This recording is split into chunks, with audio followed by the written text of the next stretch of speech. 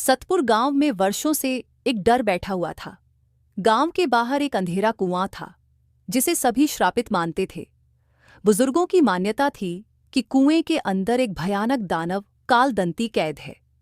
कहते थे कि उसके नाखून तलवार से भी तेज थे, उसकी आंखें आग की तरह जलती थीं और उसके शरीर पर पहने नरमुंड उसकी निर्दयता का प्रतीक थे। गांव में कोई भी उस कुएं के पास जाने की हिम्मत नहीं करता था। हर अमावस्या की रात कुएं से अजीब आवाजें आती थीं। कुछ कहते थे कि यह किसी श्राप का असर है, तो कुछ मानते थे कि दानव अब भी जिंदा है और मौका मिलते ही गांव पर हमला कर देगा। लेकिन रघु को इन कहानियों पर विश्वास नहीं था। वह 18 साल का एक निडर युवक था जो हमेशा सवाल पूछता था। उसे लगता था कि डर और अंधविश्वास के पीछे कोई ना कोई सच्चाई जरूर होती है। गर्मी का मौसम था और गांव का एकमात्र कुआं सूख चुका था। गांव के लोग चिंतित थे क्योंकि अब उनके पास पीने के पानी का कोई दूसरा स्रोत नहीं था। तभी किसी ने सुझाव दिया कि अंधेरा कुआं अभी भी पानी से भरा हो सकता है, लेकिन कोई भी वहां जाने को तैयार नहीं था। रघु ने हिम्मत दिखाते हुए कहा, अगर पानी की जरूरत है तो हमें पहले यह देखना चाहिए कि कुआं सच में श्रापित है या यह बस एक अफवाह है। गांव के बुजुर्गों ने उसे चेतावनी दी, बेटा, ये कोई मजाक नहीं है। जो भी वहां गया वह वापस नहीं आया। लेकिन रघु ने मन ही मन ठान लिया कि वह इस रहस्य से पर्दा उठाएगा। रात होते ही जब पूरा गांव सो रहा था, रघु एक मशाल लेकर कुएं की ओर बढ़ चला। वहां पहुंचते ही उसे अजीब सी ठंडक महसूस हुई। कुएं के पास खड़े होकर उसने नीचे झांका, लेकिन कुछ नजर नहीं आया। अचानक एक जोरदार गड़गड़ाहट हुई और कुएं के अंदर से एक भयानक गरज सुनाई दी। कौन है जो मेरे श्राप को तोड़ने आया है? रघु का दिल जोर से धड़कने लगा, लेकिन उसने हिम्मत नहीं हारी। तभी उसके सामने एक आकृति प्रकट हुई।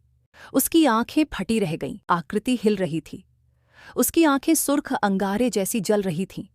उसके नुकीले दांत चमक रहे थे और पूरे शरीर पर काले धुएं का आवरण था। वह सच में कालदंती था। तू कौन है जो मेरी नींद में खलल डालने आया है? दानव ने गरजती आवाज में पूछा। रघु ने साहस जुटाकर कहा, मैं सत्य की खोज में आया हूं। तुम कौन हो और क्यों गांव वालों को डराते हो? कालदंती हंसा। तू बहुत साहसी है, लेकिन यह साहस तेरे काम नहीं आएगा। मैं एक श्रापित योद्धा हूं जिसे इस कुएं में कैद कर दिया गया था। जब तक कोई इंसान मुझे मुक्त नहीं करेगा, मैं अमावस्या की रात गांव को अपनी उपस्थिति से डराता रहूंगा। रघु ने आश्चर्य से पूछा, तुम पहले इंसान थे? दानव ने सिर हिलाया। हाँ, मेरा नाम वीरसेन था। मैं इसी गांव का रक्षक था, लेकिन जब गांव के कुछ लालची लोगों ने मुझे धोखा दिया तो मुझे इस कुएं में धकेल दिया गया। एक आरक्षी ने श्राप दिया कि मैं तब तक इस रूप में रहूंगा जब तक कोई सच्चे मन से मुझे मुक्त करने की हिम्मत नहीं करेगा। रघु ने सोचा, तो यह सिर्फ एक राक्षस नहीं बल्कि एक श्रापित योद्धा है जिसे न्याय नहीं मिला। दानव ने आगे कहा, अगर तू मुझे मुक्त करना चाहता है तो तुझे एक परीक्षा देनी होगी। रघु ने सिर झुकाकर कहा, मैं तैयार हूं। कालदंती ने कहा, इस गांव के लोग सदियों से मुझसे डरते आए हैं, लेकिन उन्होंने कभी यह जानने की कोशिश नहीं की कि मैं कौन हूं। अगर तू वास्तव में न्यायप्रिय है तो गांव वालों को सच्चाई बताकर इस डर को खत्म कर सकता है। रघु को यह चुनौती मुश्किल लगी, क्योंकि गांव वाले पहले ही कालदंती से डरते थे। अगर वह जाकर कहता कि दानव कोई श्रापित योद्धा है तो शायद कोई यकीन न करता, लेकिन उसे हिम्मत करनी ही थी। अगली सुबह वह गांव के चौपाल में पहुंचा और सबको बुलाकर पूरी कहानी बताई। पहले तो लोग यकीन नहीं कर रहे थे, लेकिन जब रघु ने उन्हें कुएं तक बुलाया और कालदंती को दिखाया तो सबके चेहरे पर डर और हैरानी का मिला-जुला भाव था। गांव के सबसे बुजुर्ग व्यक्ति ने कहा, हमें अपने पूर्वजों की गलतियों को सुधारना चाहिए। अगर वीरसेन निर्दोष था तो उसे अब आजाद कर देना चाहिए। गांव के लोगों ने मिलकर एक यज्ञ किया और कुएं में पवित्र जल छिड़का।